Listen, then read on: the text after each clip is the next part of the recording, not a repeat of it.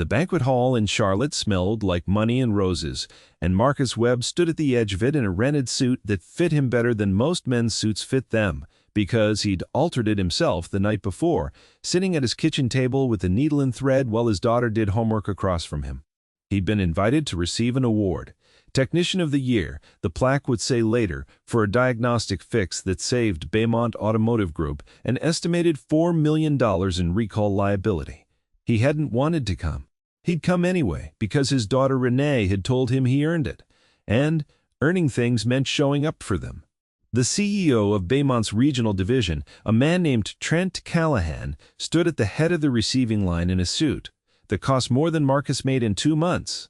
When Marcus extended his hand, Callahan looked at it the way a man looks at something he stepped in. "I don't shake hands with mechanics," Callahan said loud enough for the room to hear, and turned to greet the man behind him instead. The room went quiet in that particular way. Rooms go quiet when everyone has seen something they will talk about in their cars on the way home. Marcus lowered his hand slowly. He did not raise his voice. He did not raise anything at all. He simply stood there in his altered suit and waited. 11 seconds later, the doors at the back of the hall opened, and the governor of the state walked in with her security detail trailing behind her, and she walked straight past Trent Callahan's outstretched hand, without so much as a glance, crossed the length of that ballroom, and took Marcus Webb's hand in both of hers. If you've ever been dismissed by someone who had power and no character to go with it, if you've ever known you were right and had to wait, quietly, for the world to catch up to that fact, stay with this one until the end. Because what happened in the 10 days before that handshake is the part nobody in that room knew. And it's the part that matters. 3 weeks before that night, Marcus Webb was lying on his back on a rolling creeper under a company fleet van in a service bay that belonged to Beaumont Automotive Group's regional maintenance division, tracing a wiring harness with a flashlight clenched between his teeth. He was 41 years old. He had been a certified master technician for 16 of those years, the last 6 of them spent at Beaumont, where he had a reputation among the other mechanics for 2 things. He never guessed and he never rushed. His daughter Renee was 12. Her mother had passed when Renee was 4, and since then it had been the 2 of them in a small brick house on Larkspur Street, with a workbench in the garage where Marcus rebuilt small engines on weekends for extra money, and a kitchen table where Renee did homework while he ate dinner, standing up because the day had run long. He did not complain about the hours. He did not complain about much. He had learned a long time ago that complaining was a kind of currency, and he preferred to spend his energy on things that could be fixed. The van above him was one of 40 in a fleet contract. Beaumont had recently taken over servicing delivery vehicles for a regional grocery chain. Routine maintenance. Except that Marcus had found something in the 4th van that wasn't routine at all. A brake line, chafed almost through, rubbing against a support bracket that had been installed at the wrong angle. Not from where. From a manufacturing defect in the mounting kit, one that Marcus recognized because he'd seen it twice before, on 2 vans that had come in the month prior, with the same complaint logged and no root cause identified. He pulled himself out from under the van and looked at the paperwork clipped to the fender. Both previous vans had been signed off by the same supervisor. Both had been marked resolved, no further action required. Both had gone back into service with the same defective bracket still in place because whoever inspected them hadn't looked past the symptom. He wrote it up, not dramatically, just a clean, factual report, the way he wrote every report, noting the defect, the pattern across 3 vehicles, and a recommendation that the entire fleet be checked before any more of them went back on the road. He walked the report to his supervisor's office himself, instead of leaving it in the tray, because some things were worth watching a person's face while they read them. His supervisor's name was Douglas Petty. Petty had been with Beaumont for 9 years, most of them spent climbing not through skill but through a talent for being agreeable to whoever was one rung above him.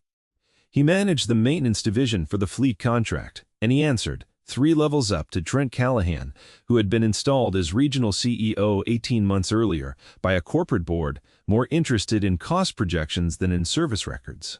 Petty read the report standing at his desk, and Marcus watched something move behind his eyes that wasn't concern. It was calculation. "How many vans you say this is?" 3. Confirmed. I want to check the rest of the fleet before any more go out. That's 40 vehicles.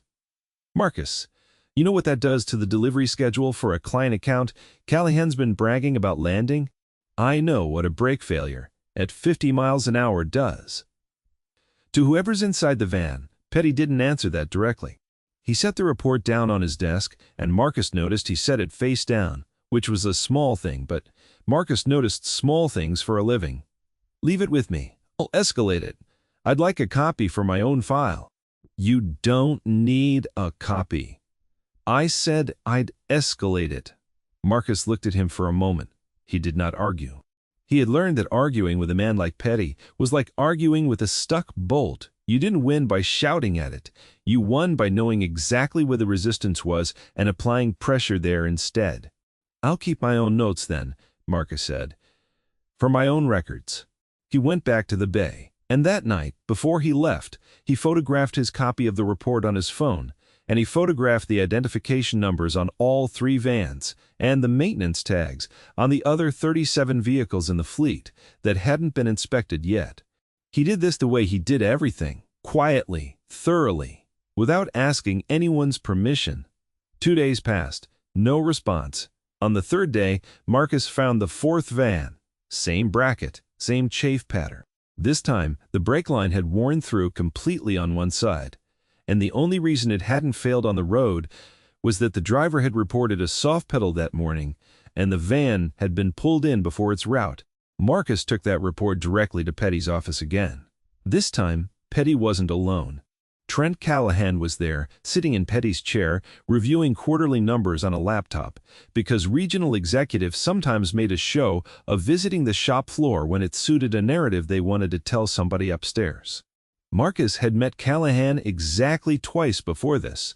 Both times, Callahan had looked through him rather than at him, the way certain men looked at anyone in a uniform with a name patch instead of a nameplate. There's a 4th vehicle with the same brake defect, Marcus said, setting the report on the desk. That's 4. Confirmed. Out of 9 we've checked. I'd like authorization to pull the rest of the fleet before something happens on a delivery route. Callahan glanced at the report without picking it up. Petty tells me you already flagged this. He said it's handled. With respect, it isn't handled. It's the same defect. The parts kit is bad. You're a technician, Callahan said the word, the way another man might say a slur, soft and precise and meant to land exactly where it landed. You diagnose what's in front of you. You don't design fleet policy. I'm not designing policy. I'm telling you there's a defective bracket in an unknown number of vehicles that are on public roads right now. Callahan closed the laptop, which Marcus understood immediately was not a gesture of attention, but a gesture of dismissal. The kind men like Callahan performed instinctively, the way a door closes on its own hinge weight without anyone pushing it. Here's what's going to happen. Petty's going to schedule a rolling inspection over the next quarter, folded into regular maintenance cycles so it doesn't disrupt the client's delivery windows. That's the resolution. You'll get a memo. A quarter is 3 months. That's 3 months of vans running on a bracket that's already failed 4 times. That's the resolution, Mr. Webb. Marcus stood there for a second. He thought about Renee, about the fact that he needed this job, about the mortgage on the brick house on Larkspur Street, and the orthodontist bill that was due at the end of the month. He thought about all of that, and then he thought about a driver on a delivery route with a soft pedal and no shoulder to pull onto. I'll put my objection in writing, Marcus said, for the file. Do whatever you need to do for your file, Callahan said, already turning back to his laptop, already finished with the conversation, in every way that mattered to him. Marcus went back to the shop floor. He did not slam anything.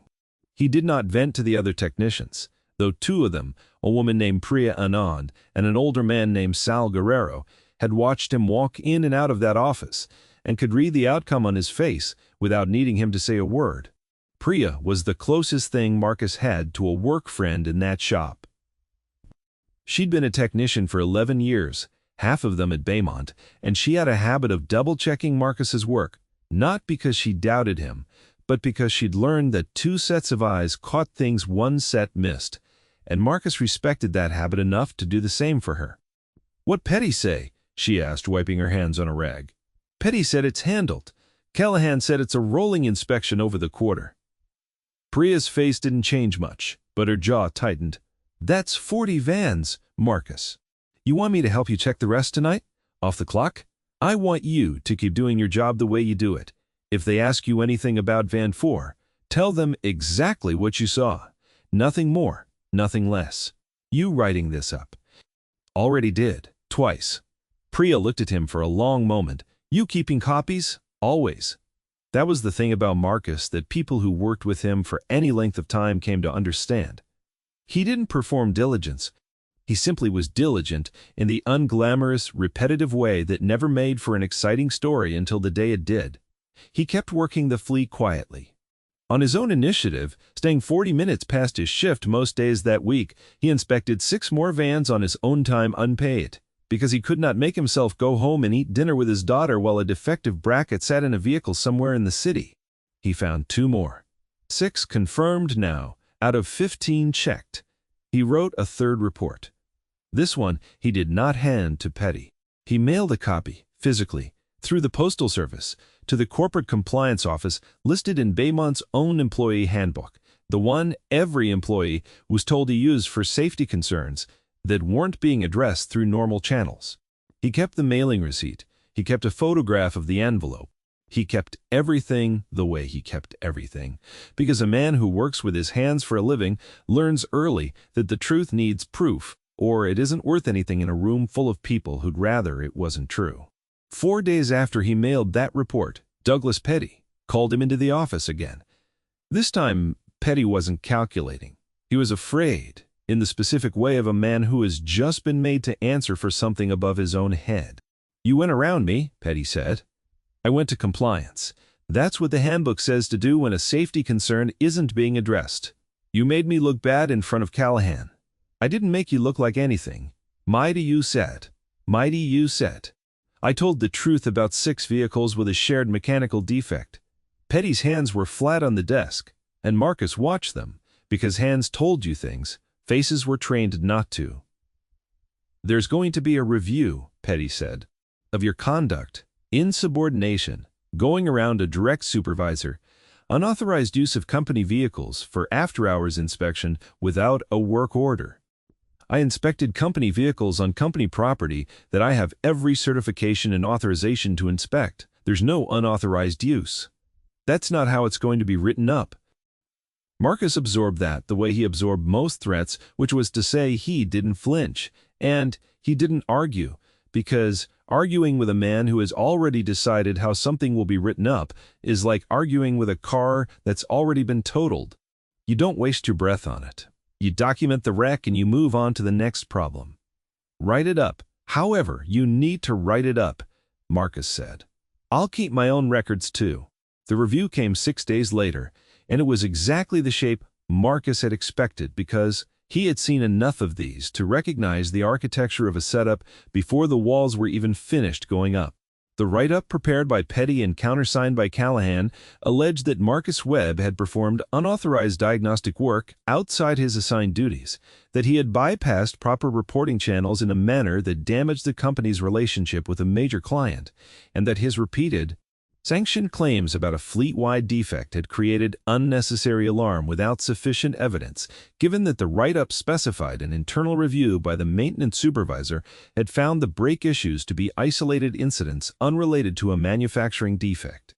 Marcus read that sentence 3 times. Isolated incidents unrelated to a manufacturing defect. He read it a 4th time. Slower, the way he read a torque specification, he didn't trust the first time he'd seen it printed. He had photographs of 6 identical brackets with 6 identical chafe patterns. He had a mailing receipt to corporate compliance. He had dated reports in his own handwriting.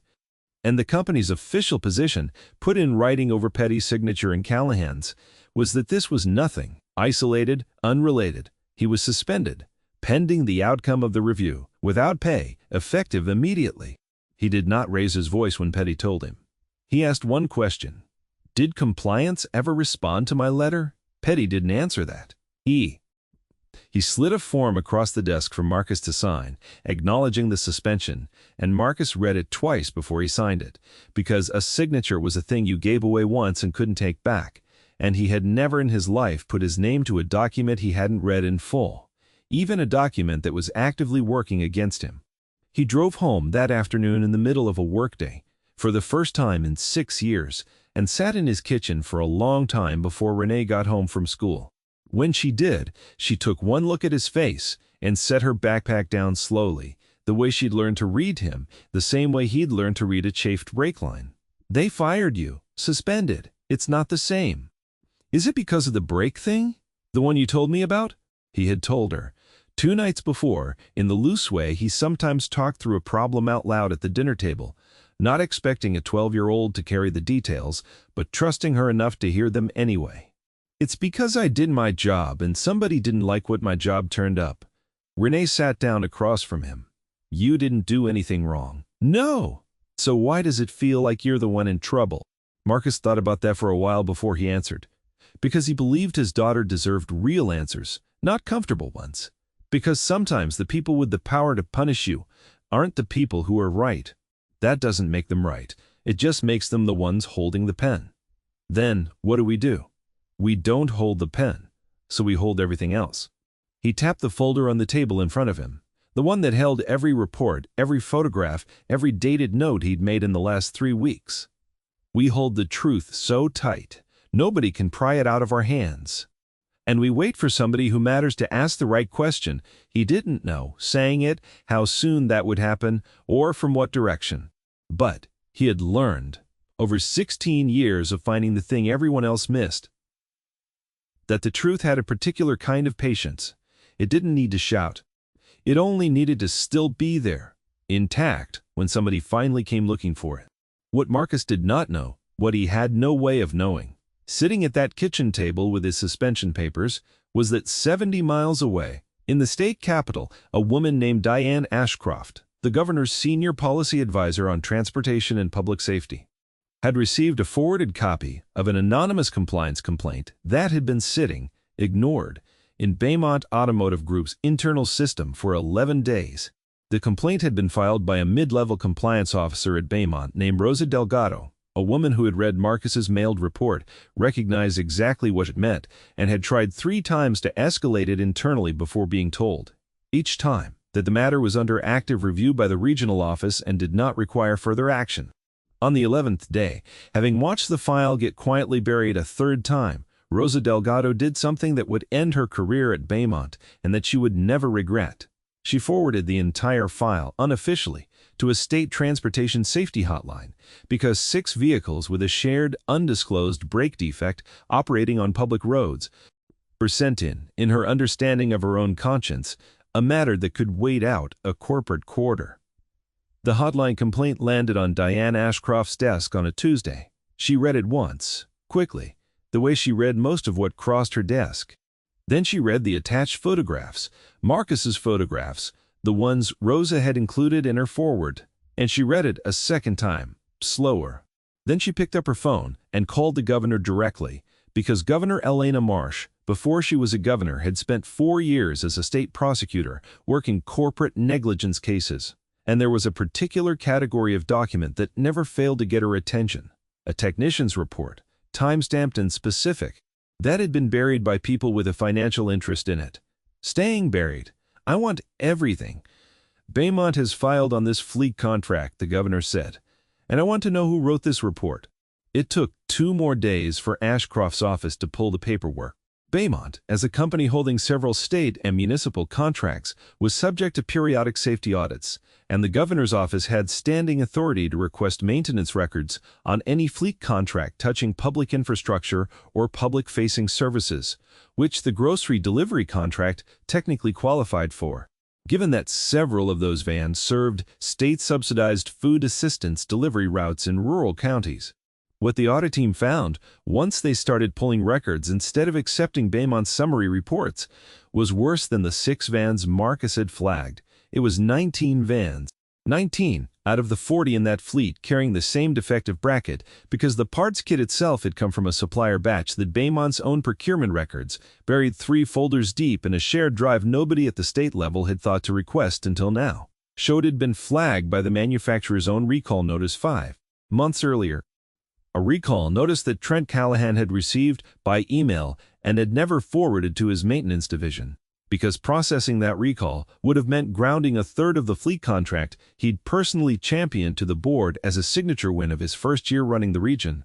And Trent Callahan was a man who had built his entire career on being the executive who delivered wins, not the executive who explained delays. Diane Ashcroft sat with that finding for a full afternoon before she brought it to the governor. He had the recall notice, she said. 5 months. He sat on it. And when one of his own technicians found the defect independently and tried to raise it through every proper channel available to him, they suspended the technician and called it insubordination. The governor read the technician's name off the file, Marcus Webb. "Get me everything on him," she said, "not the company's file, his own record, what he actually did." What the governor's staff found over the following days was a picture that stood in total contrast to the one Beaumont's internal review had painted. 16 years of clean certifications. No prior disciplinary action in 6 years at the company. Pattern documented in his own careful handwriting across 3 separate reports of identifying the exact same defect long before the state's own audit team found the full scope of it. A mailed complaint to corporate compliance with a receipt sent 11 days before the state even became aware of the issue. Marcus Webb had done everything right at every step, through every channel, available to a man in his position, and the company had suspended him for it. The governor's office moved carefully after that because a state government does not simply storm into a private corporation's affairs without process, and Elena Marsh had not survived a career in public office by mistaking righteous anger for a strategy. She had her staff request a formal safety compliance meeting with Beaumont's regional leadership, the kind of meeting that companies with state contracts could not easily decline, and she scheduled it deliberately for the same week as a previously planned Beaumont corporate function and awards banquet honoring employees of the year across the region. An event the governor's office had been invited to months earlier as a matter of civic courtesy, back when nobody involved knew that a defective brake bracket was about to collide with a compliance filing and a whistleblower's paper trail. She did not tell Beaumont what she knew. She simply confirmed her attendance at the banquet. Trent Callahan, for his part, believed the governor's attendance was a gesture of goodwill, a photo opportunity, a chance to be seen shaking the right hand in front of the right cameras. While his region's numbers looked good on paper and nobody who mattered had connected 19 defective vans to a recall notice sitting quietly in his own email archive. He had no idea that the governor's staff had spent the preceding week interviewing Rosa Delgado, cross-referencing the recall notice against his email metadata, and building, methodically, the exact kind of file that Marcus Webb himself would have recognized instantly, because it was built the same way Marcus built everything, fact by fact, dated, sourced. Impossible to argue with. Marcus, meanwhile, was still suspended, still unaware that anyone beyond his own kitchen table knew the true shape of what he'd found. He'd received the invitation to the awards banquet 3 weeks earlier, before any of this had happened, for an entirely unrelated honor. The diagnostic fix on a separate recalled issue months back that had saved the company real money and had earned him a nomination for the region's Technician of the Year award. Voted on by a committee that had no idea their nominee was, as of that week, suspended, without pay, by the very executive scheduled to present the award. Nobody had thought to rescind the invitation. Petty hadn't wanted to draw attention to the suspension by canceling it. Callahan hadn't given it a second thought at all, assuming if he thought about it that Marcus wouldn't have the nerve to show up. Marcus almost didn't go. "You should go," Renee told him, sitting on the counter while he ironed the suit jacket he'd altered himself 2 nights before. "You earned it before any of this happened. That doesn't stop being true. Just because they're mad at you now. They didn't get mad at me. They got scared of what I found. Then go stand in that room and make them keep being scared."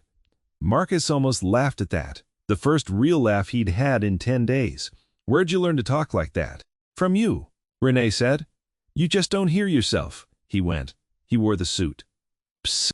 He drove to the Charlotte Convention Center alone, parked in the far lot because he didn't want to make small talk in the elevator with people who had spent the last 10 days pretending they didn't know he'd been suspended, and he walked into that ballroom with his shoulders square. Because a man who has done nothing wrong does not enter a room like he's ashamed of something. The receiving line formed before dinner, a Baymont tradition. Executives greeting the year's honorees one by one under the chandeliers while a photographer documented it for the company newsletter. Marcus stood in that line between a fleet logistics coordinator from the Raleigh office and a young service writer who'd never met him before and had no idea what the last 10 days had held. When Marcus reached the front of the line, Trent Callahan looked at him the way a man looks at a bill he thought he'd already paid. He knew who Marcus was. Of course he knew. And in that half-second of recognition, something in Callahan's face decided that the safest move, the move that best protected the story he'd built for himself and for the board and for anyone watching, was to make sure everyone in that room understood exactly what he thought of Marcus Webb's suspension, and all. "I don't shake hands with mechanics," he said, loud enough to carry, and turned to the next man in line. Marcus lowered his hand. He did not raise his voice. There was a version of that moment where he could have said something sharp, something the room would have repeated for weeks, but he had learned a long time ago that a man who has already been proven right doesn't need to prove it twice in the same evening. He simply stepped aside quietly and let the line move past him, and he stood there, at the edge of the gathering crowd with his hand back at his side, waiting for whatever came next because he had learned to wait.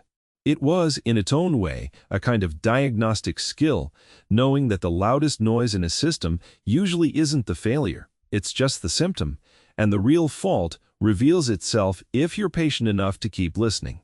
11 seconds. That was how long it took.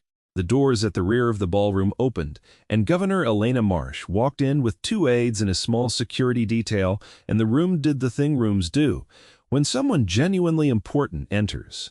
A ripple of straightened spines, a hush moving outward like water closing over a dropped stone. Trent Callahan turned toward the door with a practiced, camera-ready smile of a man who believed this moment belonged to him. The governor did not look at him. She scanned the room once, found the man in the altered suit standing slightly apart from the crowd near the edge of the receiving line, and walked directly toward him, her aides falling into step behind her, past 3 Baymont board members, past the regional sales director, past Trent Callahan's outstretched hand, which hung in the air a half-second too, long before he lowered it, his smile still trying to hold its shape even as his eyes went from confusion to something closer to alarm. "Mr. Webb," the governor said, taking Marcus's hand in both of hers, "I've been wanting to meet you for a week." The room did not know what to do with that sentence. Marcus, for his part, was as surprised as anyone, though he didn't show it much, because showing surprise wasn't a habit he'd cultivated over 16 years of finding the thing nobody else could find. "Governor," he said, "I wasn't expecting that." "I imagine not."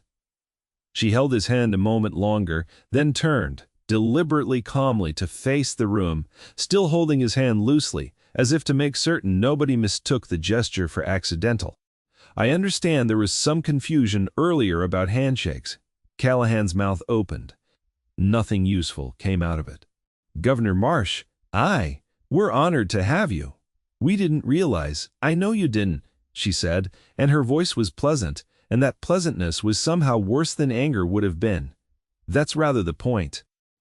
She let go of Marcus's hand and addressed the room, not loudly, but with the kind of clarity that didn't need volume to travel. "My office has spent the last 10 days reviewing a fleet safety matter connected to this company. 19 vehicles operating on public and state-subsidized delivery routes with a documented brake defect, a defect that was first identified in writing by one technician 3 weeks before my office ever became aware of it." She paused.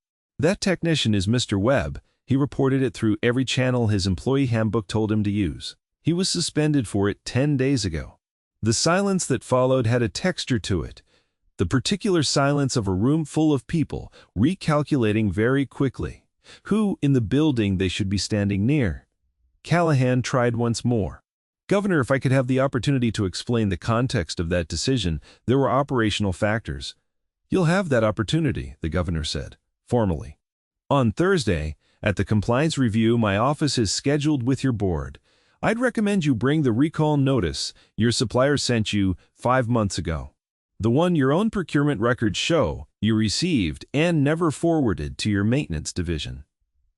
Callahan's face did something then that no amount of corporate training could smooth over.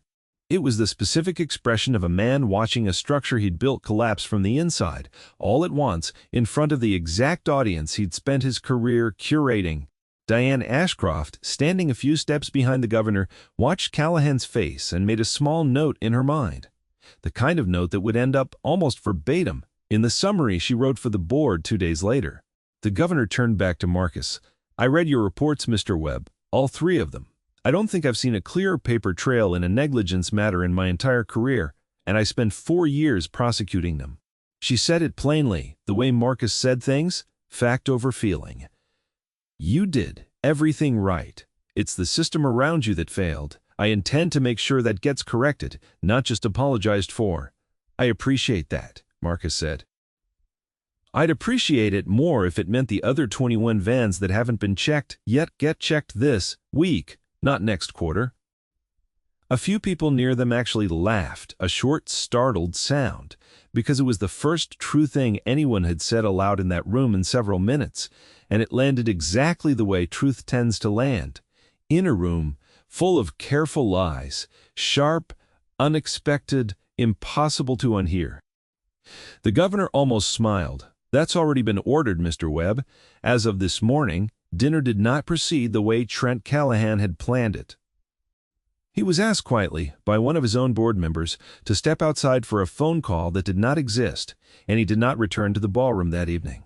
Douglas Petty left 20 minutes later alone, without speaking to anyone. The awards portion of the evening happened anyway, because the governor insisted on staying for it. And when Marcus Webb's name was called for Technician of the Year, it was not Trent Callahan who handed him the plaque. It was Rosa Delgado, the compliance officer, who had been quietly invited by the governor's staff to attend that evening once her role in surfacing the file became known, and who had asked specifically for the chance to be the one to hand it to him. "You made my job easier," she told him, "by doing yours right. You made mine matter," Marcus said, "by not letting it get buried." He drove home that night with the plaque on the passenger seat and called Renee from the kitchen. The second he walked in, even though she was already home with the neighbor who watched her on nights he worked late, and told her the whole thing from the beginning, and she made him repeat the part about the governor walking past Callahan's hand twice. The Thursday compliance review did not go well for Trent Callahan. The recall notice, once produced, closed every remaining gap in the story. He was placed on administrative leave that afternoon and terminated 11 days later, following an internal investigation that Beaumont's board, suddenly very motivated to appear rigorous in front of a state government that held several of their contracts, conducted with unusual speed. Douglas Petty resigned before he could be formally dismissed, which everyone involved understood to be the same outcome wearing a different name. Marcus's suspension was reversed, with full back pay, within the same week. The reversal letter, signed by the interim regional director, a woman named Carol Ibsen, who had been promoted from within the compliance division, specifically because of how she'd handled the fallout, included a line Marcus read 3 times before he filed it away with everything else. Beaumont Automotive Group formally acknowledges that Mr. Webb's conduct throughout this matter represented the standard the company should have met and did not. We are grateful belatedly for his integrity. He was offered, 2 weeks after that, a newly created position, Director of Fleet Safety Compliance, reporting directly to the board rather than through regional management, with the authority to inspect any vehicle in any Beaumont contract without needing anyone's sign-off first. He sat with the offer for 4 days before he answered. He met Carol Ibsen at a coffee shop near the shop floor, not in a boardroom because he had told her plainly that he did most of his real thinking with a wrench in his hand, not a conference table in front of him, and she'd respected that enough to meet him on his terms. "I'll take the role," he told her, "on 3 conditions. Go ahead. I keep working the floor at least 1 day a week. I don't want a job that only exists on paper, disconnected from the actual vehicles. Second, I get final say on safety holds, no override from regional executives, full stop. And third," He paused. Rosa Delgado gets a formal protection policy written into the compliance office. So the next person who finds something like this doesn't have to mail a letter and hope somebody with power happens to read it. Carol Ibsen looked at him for a moment, then nodded slowly. Done all three.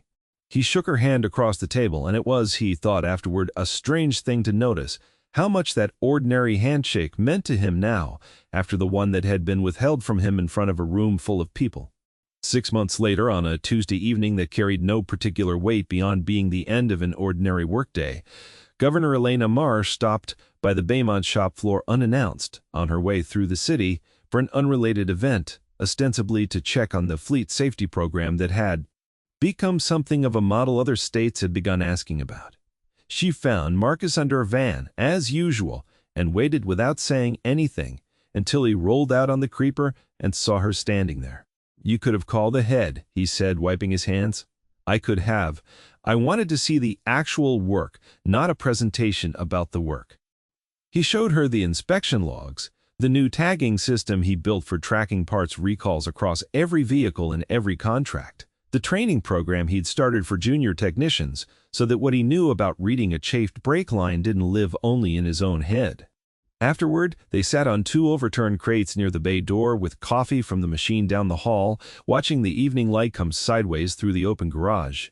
And she asked him, the way people ask questions, when they've stopped needing the answer for work purposes and started wanting it for their own reasons, how Renee was doing. She's 12 going on 40, Marcus said. Made me promise to tell you she thinks you're the reason people should trust government again. Her words, not mine. The governor laughed, a real one, unguarded. In a way, she rarely allowed herself to be in public. Tell her I think the reason is closer to home than that. Marcus didn't say anything to that. He just nodded once and looked back out at the bay, where a technician half his age was double-checking a brake line with the same slow patience Marcus had spent 16 years learning. Wasn't a weakness at all. It was, he'd come to understand, the only thing that had ever really mattered in that whole ordeal. Not the plaque, not the title, not even the handshake that had traveled across a crowded ballroom to find him when it mattered. It was the fact that the truth, written down carefully enough and held onto long enough, eventually found someone willing to listen. He finished his coffee. The shop lights buzzed on overhead as the evening dimmed outside, and somewhere across town his daughter was doing homework at a kitchen table, waiting for him to come home the way he always did, on time, unhurried, exactly the man he had always been.